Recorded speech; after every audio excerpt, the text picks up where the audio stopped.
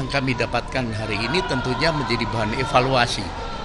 Tidak ada yang menang selain kebenaran, Peggy Setiawan segera bebas, citra Polri disorot. Pasca permohonan pra-peradilan Peggy Setiawan dikabulkan oleh Hakim Pengadilan Negeri Bandung pada Senin, 8 Juli 2024, kini citra Polri kini menjadi sorotan.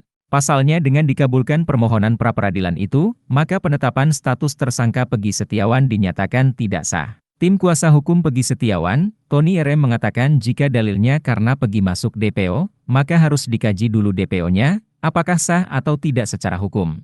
Ia mengatakan, DPO ditetapkan pada 15 September 2016, berarti saat itu masih berlaku Peraturan Kapolri Nomor 14 Tahun 2012. Di mana dalam pasal 31, tersangka yang dipanggil 3 kali guna pemeriksaan penyidikan perkara kemudian tidak datang dan keberadaannya tidak diketahui maka dimuat dalam daftar pencarian orang dan dibuat surat pencarian orang. Ada 2 unsur dalam pasal 1 yang harus dipenuhi sebelum seseorang ditetapkan DPO, kata Tony RM. Menurut Tony, seharusnya tersangka dipanggil dulu sebagai saksi. Sementara faktanya penyidik tidak mampu membuktikan memberikan surat ketetapan tersangka sebelum ditetapkan DPO 2016.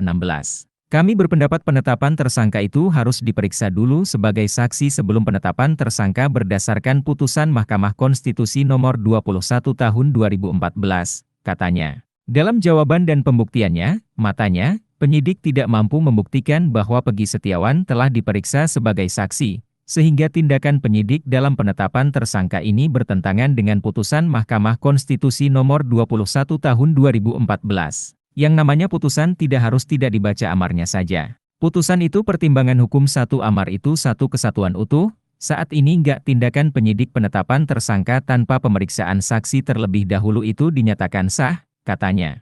Harusnya dilakukan penyidikan dulu, janganlah langsung ditetapkan tersangka, ini tidak dilakukan. Ini mohon maaf saya tidak mengatakan bodoh tapi sangat menyayangkan kami menyayangkan penyidik Polri khususnya Polda Jabar yang digaji uang rakyat asal-asalan dalam menetapkan tersangka.